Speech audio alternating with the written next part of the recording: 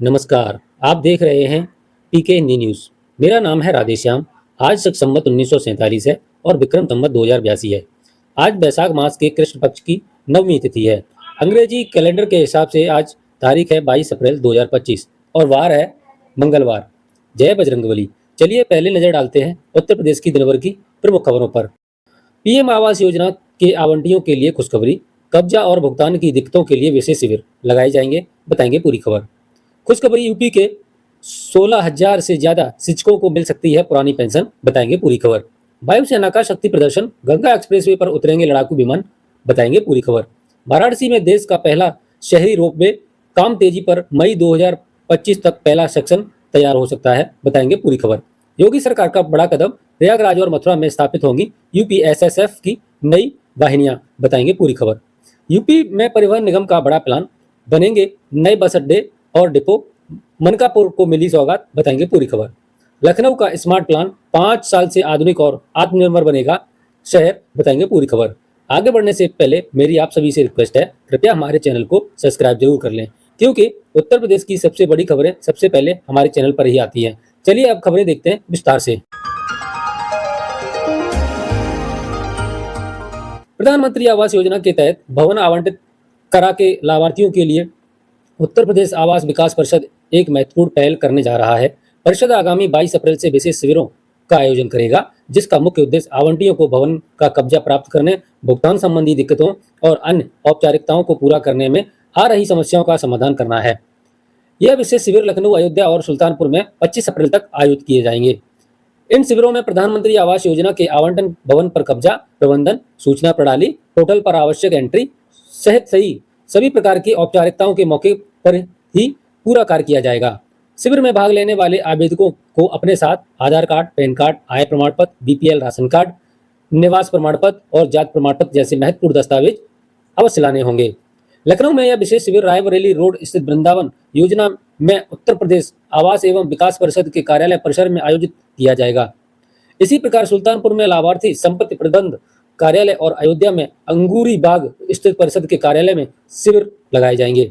इन शिविरों का तात्कालिक लक्ष्य निर्माणाधीन भवनों के आवंटियों को कब्जा प्राप्त कराने, भुगतान प्रक्रिया को सरल बनाने और पोर्टल पर नाम दर्ज कराने जैसी उनकी रोजमर्रा की समस्याओं का तुरंत समाधान करना है। परिषद ने स्पष्ट किया है कि यदि किसी भी लाभार्थी ने निर्धारित समय के भीतर अपनी औपचारिकताएं पूरी नहीं की हैं, तो उनका आवंटन निरस्त भी किया जा सकता है। इसलिए सभी लाभार्थियों से अनुरोध है कि अपने आवश्यक दस्तावेजों के साथ शिविर में अवश्य पहुंचें। इन शिविरों में आवास विकास परिषद के अधिकारियों के साथ साथ सूडा और डूडा के अधिकारी भी मौजूद रहेंगे, जो आवंटित लोगों की समस्याओं का तत्काल निवारण करेंगे। उत्तर प्रदेश के बेसिक शिक्षा विभाग में कार्यरत शिक्षकों के लिए एक बड़ी उम्मीद की किरण दिखाई दे रही है। प्रदेश के लगभग 46,189 विशिष्ट बीटीसी 2004 बैच के शिक्षकों को जल्दी ही पुरानी पेंशन योजना का लाभ मिल सकता है। इस संबंध में 22 अप्रैल को शासन स्तर पर एक महत्वपूर्ण उच्च स्तरीय बैठक आयोजित होने वाली है। इस निर्माण बैठक में शिक्षा विभाग, वित्त विभाग, कार्मिक विभाग और न्याय विभाग के प्रमुख सचिव एक साथ हिस्सा लेंगे, जिससे यह वर्षों से लंबित मुद्दे पर किसी ठोस और सकारात्मक निर्णय की प्रबल संभावना जताई जा रही है। विशिष्ट बीटीसी 2004 बैच के ये शिक्षक लंबे समय से पुरानी पेंशन योजना के दायरे में आने की मांग कर रहे हैं। अब इस महत्वपूर्ण बैठक में आयोजन से इन शिक्षकों की उम्मीदें और बढ़ गई हैं। माना जा रहा है कि इस बैठक में सभी संबंधित विभागों के प्रमुख सचिव गहन विचार विमर्श करेंगे और शिक्षकों के हित में सर्वमान्य समाधान निकालने का प्रयास करेंगे। यदि यह निर्णय शिक्षकों के पक्ष में आता है, तो यह उनके भविष्य को आर्थिक सुरक्षा प्रदान करने में एक महत्वपूर्ण कदम साबित होगा। गौरतलब है कि पुरानी पेंशन योजना शिक्षकों के लिए एक महत्वपूर्ण सामाजिक सुरक्षा कवच मानी जाती है और इसके लागू होने से उन्हें सेवानिवृत्ति बाद आर्थिक रूप से आत्मनिर्भर रहने में मदद मिलेगी। आज यह बैठक इसलिए भी महत्वपूर्ण है क्योंकि इसमें विभिन्न विभागों में शीर्ष अधिकारी एक साथ बैठकर इस संवेदनशील मुद्दे पर अपनी राय रखेंगे और सरकार को अपनी सिफारिशें सौंपेंगे। शिक्षकों और उनके परिवारों की निगाहें अब इस महत्वपूर्ण बैठक के परिणाम पर टिकी हुई है और इन्हें उम्मीद है कि उनकी वर्षों की मांग अब पूरी होगी।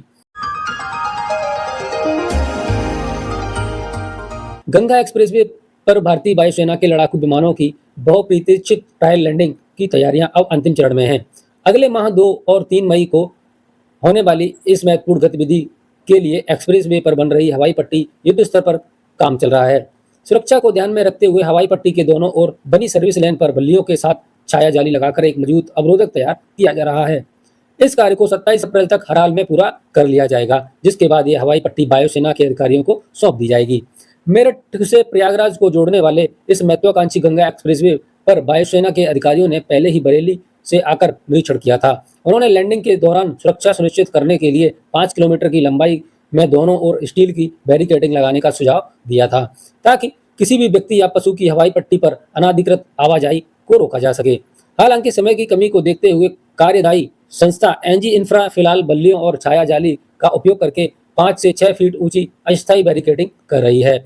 इसके उद्देश्य लैंडिंग के दिन हवाई पट्टी को पूरी तरह से सुरक्षित रखना है। दाईं ओर लगभग 2 किलोमीटर की लंबाई में यह अवरोधक बनने का काम पूरा हो चुका है और शेष कार्य 27 अप्रैल तक समाप्त करने का लक्ष्य है। 27 अप्रैल को हवाई पट्टी आधिकारिक तौर पर वायुसेना के अधिकारियों को सौंप दी जाएगी। इससे पहले स्थानीय प्रशासन द्वारा आवश्यक व्यवस्थाएं भी पूरी कर ली जाएंगी। इसके बाद वायुसेना अपनी तकनीकी तैयारियों के अंतिम रूप देगी। ट्रायल लैंडिंग की प्रक्रिया पूरी होने तक हवाई पट्टी क्षेत्र में किसी भी अनाधिकृत व्यक्ति की आवाजाही पूर्णतः प्रतिबंधित रहेगी।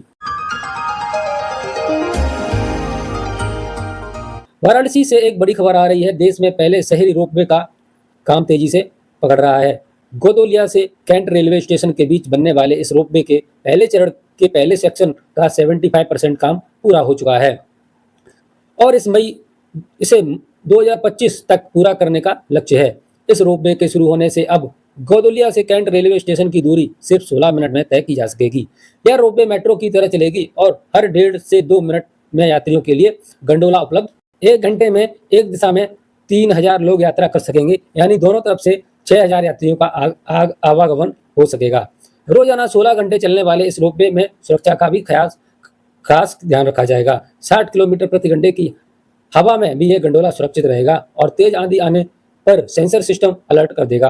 कोहरा, बारिश या ठंड भी इसे संचालन में बाधा नहीं डालेंगे, क्योंकि इसमें विशेष बैकअप पावर सिस्टम लगाया जा रहा है। करीब 45 से 50 मीटर की ऊंचाई पर 148 ट्रॉली कारें चलेंगी, जिनमें प्रत्येक में 10 यात्री बैठ सकेंगे। रोपवे के एक सेक्शन रथ यात्रा से गोदोलिया का काम सितंबर तक पूरा होने की उम्मीद है। रथ यात्रा क्षेत्र को गंडोलिया पार्किंग के लिए विकसित किया जा रहा है, जहां सौर ऊर्जा से चलने वाली लाइटें लगाई जाएंगी। भारत माता मंदिर परिसर में बन रहे बिजली उपकेंद्र का काम अभी जारी है, जिसके पूरा होने से लगभग 3 महीने लगेंगे। इसके बाद ही नियमित संचालन शुरू हो पाएगा। हालांकि इस दौरान ट्रायल रन किए जाएंगे। हाल ही में पावर कॉर्पोरेशन के एमडी ने साइट का निरीक्षण किया और काम में तेजी लाने के निर्देश दिए हैं।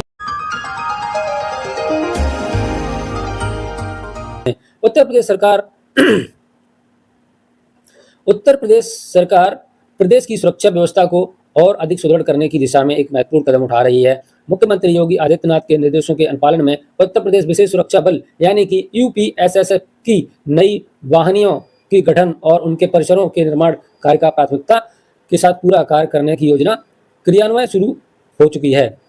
इस महत्वाकांक्षी योजना के अंतर्गत प्रयागराज और मथुरा जैसे महत्वपूर्ण शहरों में यूपीएसएसएफ की 3री और 4थी बटालियन की स्थापना की जाएगी। प्रयागराज के अरेल क्षेत्र में इस उद्देश्य के लिए कुल 42.03 एकड़ भूमि चिन्हित की गई है, जिसमें देवरिया गांव की 22 एकड़ और भैदपुरा गांव की 19 एकड़ भूमि शामिल है। इस विस्तृत भूभाग पर एक आधुनिक परिसर का निर्माण किया जाएगा, जिस पर अनुमानित लागत लगभग 198 करोड़ रुपए है। इसी क्रम में मथुरा के बड़ौता गांव में 40.03 एकड़ भूमि पर एक और परिसर का निर्माण प्रस्तावित है, जिस पर लगभग 197 करोड़ रुपए का खर्च आएगा। इसके अतिरिक्त बदायूं में महिला पीएसी वाहिनी के रुके हुए परिसर निर्माण का कार्य भी तीव्र गति से प्रदान किया जाएगा, जिसके लिए 177.30 करोड़ रुपए की लागत निर्धारित की गई है। इन सभी महत्वपूर्ण निर्माण कार्यों को engineering, procurement and construction mode के तहत अगले 18 महीनों में पूर्ण करने का लक्ष्य निर्धारित किया गया है।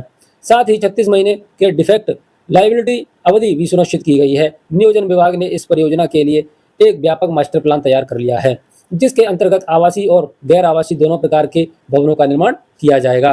प्रदेश सरकार का यह दूरदर्शी कदम न केवल राज्य की सुरक्षा व्यवस्था को एक नई मजबूती प्रदान करेगा, बल्कि यह उत्तर प्रदेश की एक उत्तम प्रदेश के रूप में स्थापित करने का संकल्प को भी अधिक बल देगा।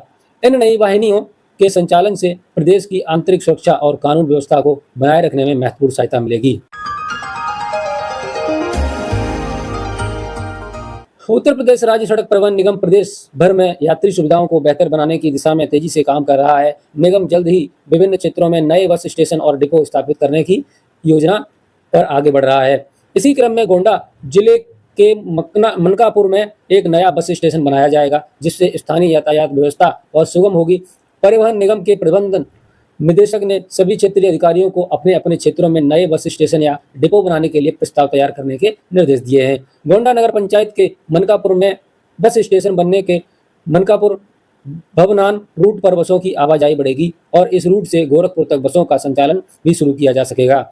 इससे मनकापुर, मनस्कनवा, छपिया और भरनान क्षेत्र के लोगों को यात्रा में काफी सहूलियत मिलेगी। गोंडा के सांसद और केंद्रीय राज्य मंत्री कीर्तिवर्धन सिंह ने इस पर स्टेशन की स्थापना के लिए शासन स्तर पर प्रयास शुरू कर दिए हैं। मनकापुर में बस स्टेशन बनने के बाद गोंडा से बंजीरंग, नवाबगंज, बस्ती होते हुए गोरखपुर जाने वाली मौजूदा बस सेवा के साथ साथ इस रूट से नई बसों का संचालन किया जाएगा। नए बस टर्मिनल में 40% क्षेत्र वाणिज्य गतिविधियों के लिए और 60% क्षेत्र बसों के खड़े होने और पार्किंग आदि के लिए आरक्षित किया जाएगा। इस परियोजना को 2 वर्षों में पूरा करने का लक्ष्य रखा गया है। यह पहल यात्रियों को बेहतर यात्रा अनुभव प्रदान करने और बस स्टेशनों को आत्मनिर्भर बनाने के लिए महत्वपूर्ण भूमिका निभाएगी। लखनऊ शहर के विकास को नई दिशा देने के लिए नगर विकास विभाग ने मुख्यमंत्री योगी आदित्यनाथ के मार्गदर्शन में अगले 5 वर्षों का एक विस्तृत रोड मैप तैयार किया है। इस कार्य योजना का मुख्य उद्देश्य शहर का विकास सुनिश्चित करने के साथ साथ विभाग की आय में उल्लेखनीय वृद्धि करना है।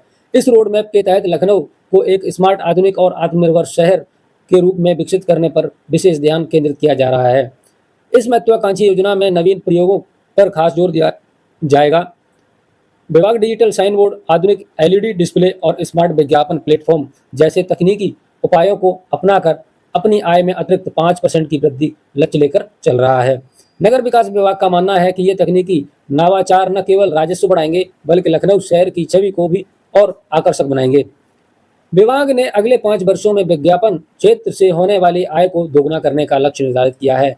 अनुमान है कि वर्ष 2029-30 तक विज्ञापन से लगभग 158 करोड़ रुपए की आय होगी, जो वर्तमान आय से 100% अधिक है।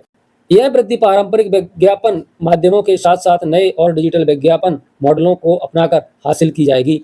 इस कार्य योजना में digital sign board, LED screen, city branding और स्मार्ट होर्डिंग जैसे आधुनिक तरीके शामिल हैं, जिससे अतिरिक्त 5% आय बढ़ाने की संभावना है। इस रोड मैप का मुख्य उद्देश्य सिर्फ आय बढ़ाना नहीं है, बल्कि लखनऊ को एक स्मार्ट और आत्मनिर्भर शहर के रूप में स्थापित करना है। नगर निगम की यह योजना स्वच्छता, यातायात प्रबंधन, आधुनिक स्ट्रीट फर्नीचर और हरित क्षेत्रों के विकास में सहायक होगी। नगर विकास विभाग का यह कदम लखनऊ के भविष्य को एक नई दिशा प्रदान करेगा, जिससे शहर न केवल आधुनिक बनेगा बल्कि आर्थिक रूप से भी मजबूत बनेगा। लखनऊ में अब पारंपरिक विज्ञापनों की जगह डिजिटल और स्मार्ट विज्ञापन तेजी से अपनी जगह बना रहे हैं। तो दोस्तों, यह थी प्रदेश की आज की ताज़ा धमाकेदार खबरें। अगर आप चाहते हैं कि यूपी की हर खबर सबसे पहले आप तक पहुंचे तो जल्दी से हमारे चैनल को लाइक और सब्सक्राइब कर लीजिए। तो फिर मिलेंगे नई खबरों के साथ, तब तक अपना ख्याल रखिए, स्वस्थ रहिए, मस्त रहिए। जय जय श्री राधे।